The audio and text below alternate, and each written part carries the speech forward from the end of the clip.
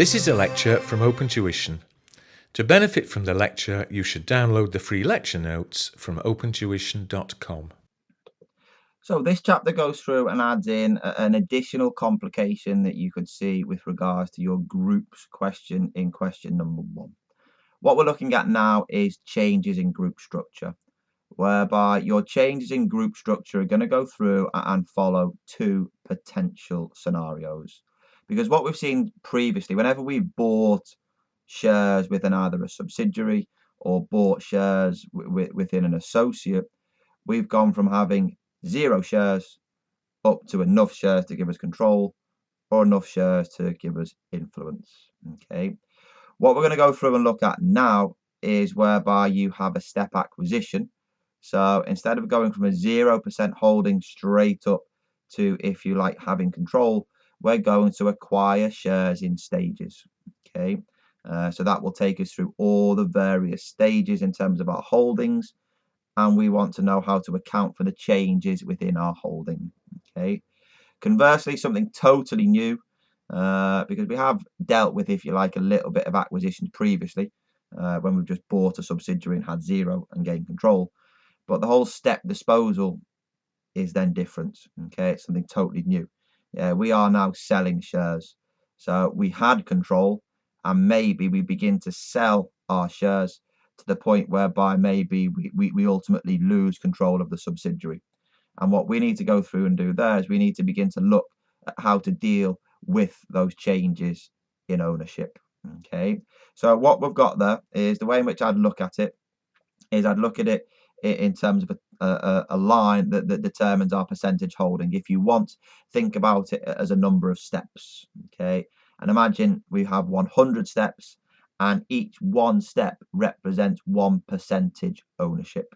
Okay, because what you've got there, if you have shares and you are anywhere on the 1st up to the 20th step, then you just have a nice simple trade investment, don't we?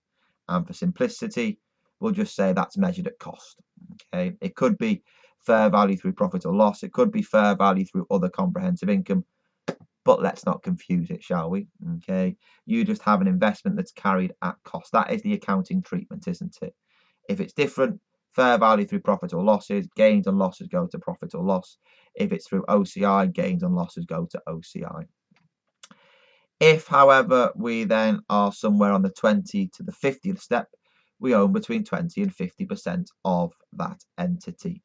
If that's the case, we have the power to participate, so we have significant influence. How do we account for significant influence? What's the accounting treatment given to it? Excellent.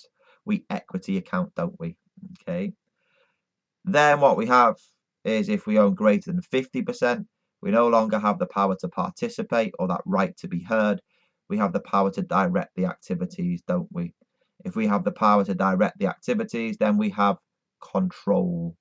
If we have control, what do we prepare? Yeah, group accounts, and therefore the accounting treatment is to consolidate, isn't it? Okay. And that's important to think about. You need to think about the different stages as we go along the staircase, whether we're going up the stairs with an acquisition or down the stairs with regards to a disposal. But depending upon where you're sat on those stairs depends upon the accounting treatment. Anything greater than 50, we consolidate. Anything between 20 and 50, we equity account. And anything less than 20, we go through there and just treat it as an investment at cost. Okay, technically speaking, fair value through profit or loss, or fair value through other comprehensive income. Okay, so what we'll go through and look at first is if we have a step acquisition. So that's whereby we're going up the stairs, isn't it? So we may start off with 20, maybe go up to say somewhere between 20 and 50, and then ultimately have control. Okay, so that's going to be the first part of the videos, going through there in terms of the stages going up the stairs. Then what we're going to go through and look at is we're going to go through there and look at the step disposals. So when we're looking at the step disposals, that's coming down the stairs and selling our shares. Okay, so we start off with control, and then we begin to lose ownership interest to the point maybe whereby we no longer have control, and that former subsidiary becomes an associate, and so on until we get down to the bottom of the stairs. We have no ownership interest whatsoever. Okay.